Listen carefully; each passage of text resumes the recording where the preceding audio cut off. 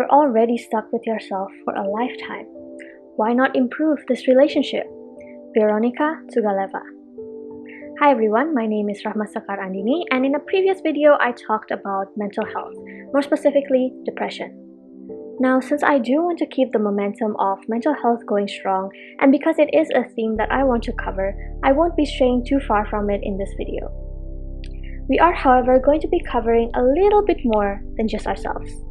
So in this video, I'll be talking about the values of tolerance and compassion and how those values can actually work in favor of our own mental health and serve as both a necessity for society and also a form of mental stability within our own lives. Before that, let's understand a few key components of today's speech. Tolerance is defined as the ability or willingness to tolerate something, in particular, the existence of opinions or behavior that one does not necessarily agree with. This basically means that although other people have a different viewpoint or opinion or standard, we are still able to accept them and not shun them for those differences. This, however, does not immediately mean that we agree to whatever it is that differs us, nor do we shift our original standpoint in order to compensate for the differences. Rather, we acknowledge the fact that nobody is fundamentally 100% the same, and we accept that fact, thus leading us to minorly or majorly alter our behavior or actions towards those who differ to ourselves, in a positive way, of course. For instance, we recognize that the fact that not everyone will share the same beliefs as ourselves in terms of religion, and thus we alter our actions or behavior patterns to positively embrace those differences. For instance, we can see this through the religions of Christianity and Islam, in which those who walk the path of Islam are forbidden to eat pork meat, whereas those who walk the path of Christianity generally do not have a rule like that. Thus, as a person with tolerance following the religion of Christianity, we would not serve pork meat to a person of Islam in order to respect their beliefs.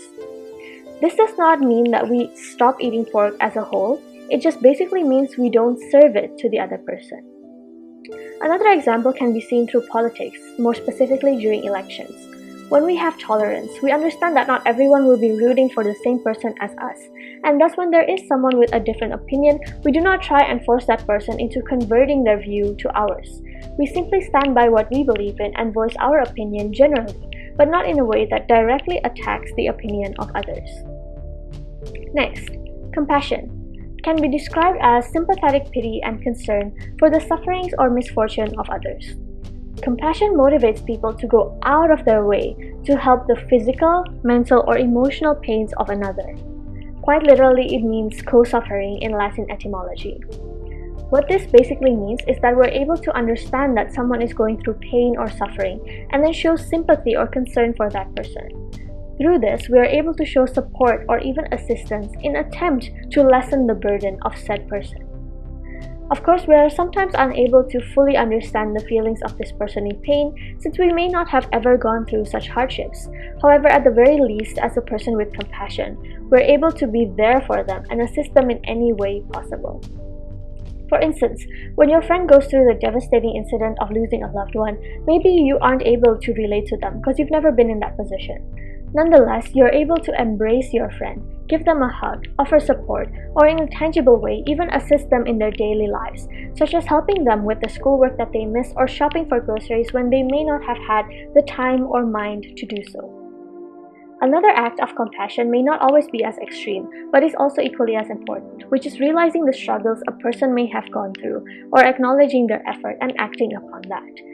For instance, when your friend creates an event and you know that they put their 100% effort into it, it would be best for you as a compassionate person to realize that process, acknowledge all of that effort, and act upon it by respecting the event, following through it, and finally praising your friend for having created or organized such an event. All of this, simple acts really of kindness, are what we call as compassion. Now, it should be a general understanding that both tolerance and compassion are a necessary virtue in society, as it has the power to unite people together, create meaningful bonds, and decrease negativity within life. Thus, my question becomes, have you been practicing tolerance and compassion? To answer this, feel free to answer some of these questions. Do you still talk badly about someone else for not doing something in a way you usually would, such as, for instance, in fashion? talking bad about a girl choosing to wear shorts or miniskirts when you believe that girls should be covering up? Do you still hold a negative stigma or reaction about someone coming from a different race, ethnicity, religion, or even economic background as you?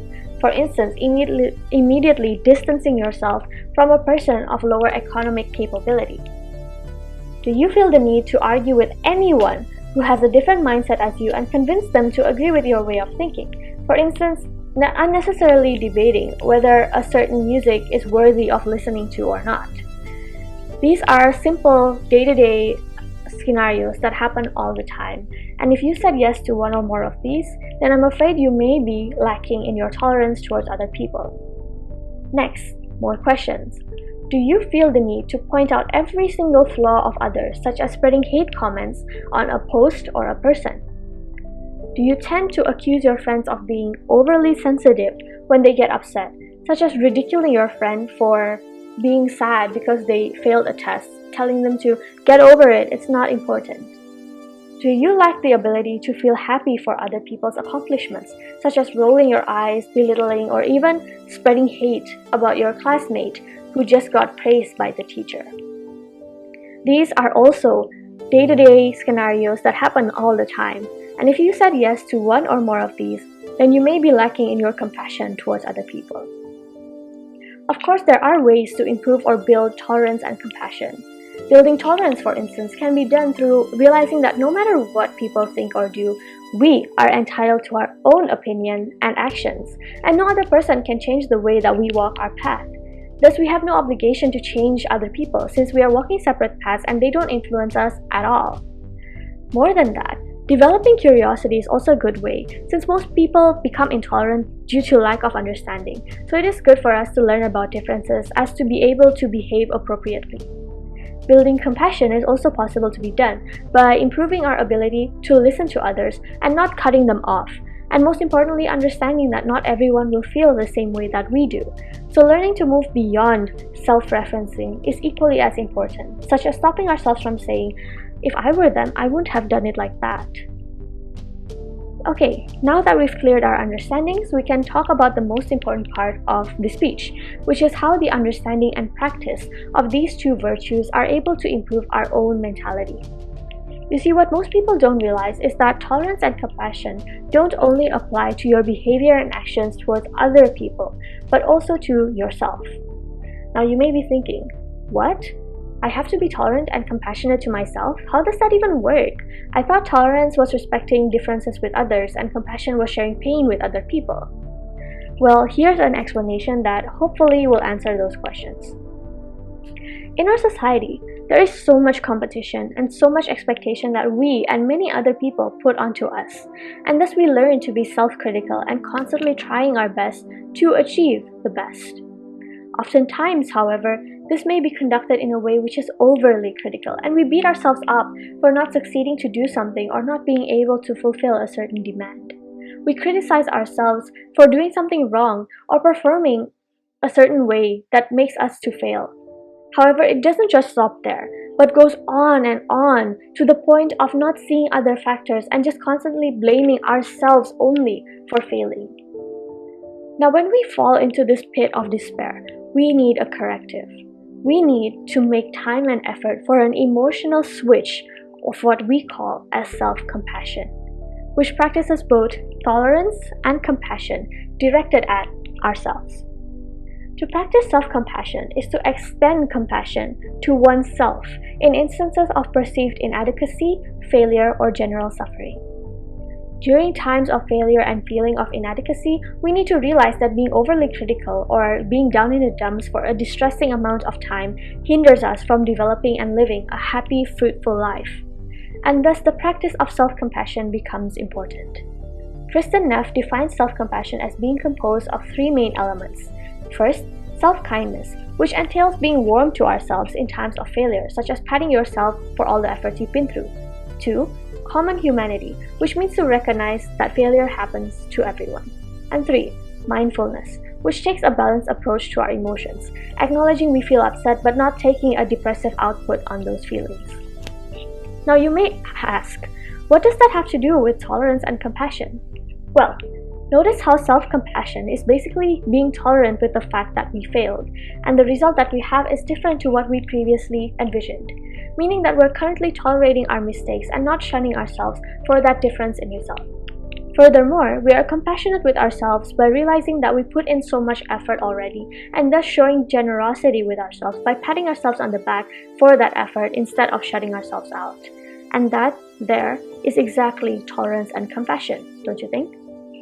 So the question then becomes, how do we practice self-compassion? Well, it isn't too hard and it doesn't take too long. It can be however length you want it to be. You just need to find a comfortable spot, let's say your bed, and relax, lie down, and turn over a sequence of thoughts that interrupt and correct the flow of your self-accusations, and go through an entirely kind perspective upon your setbacks.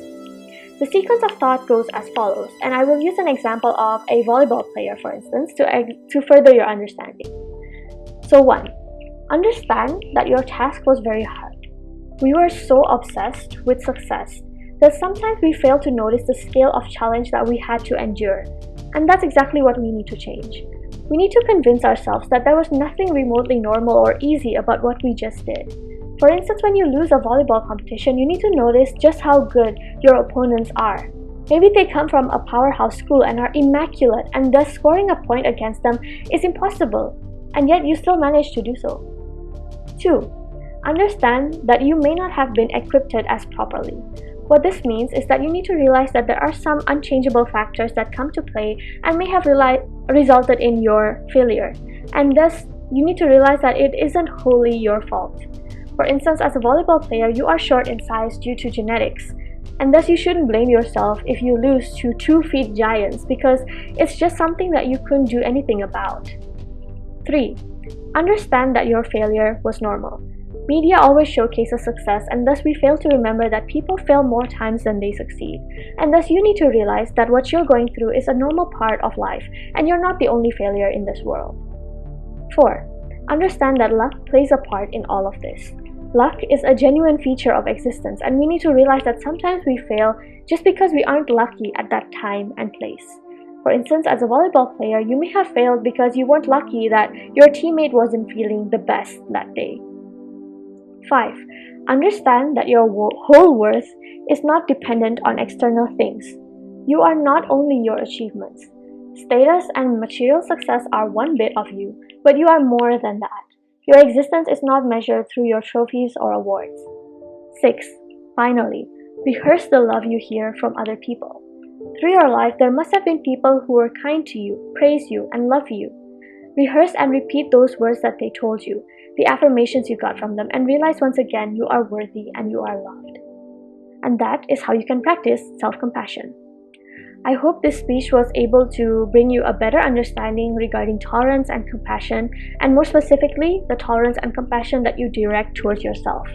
Remember to practice tolerance and compassion to other people, as this will enhance your lifestyle and create a much more peaceful world. On that note, also do not forget to practice this on yourself as well, to ensure a much happier life for you. Now, I leave you with this quote from Jack Kornfield, which goes, "Our sorrows and wounds are healed only when we touch them with compassion." I hope that the speech was helpful, educational, and that you can take away something from this speech. Thank you very much for listening. Have a good day.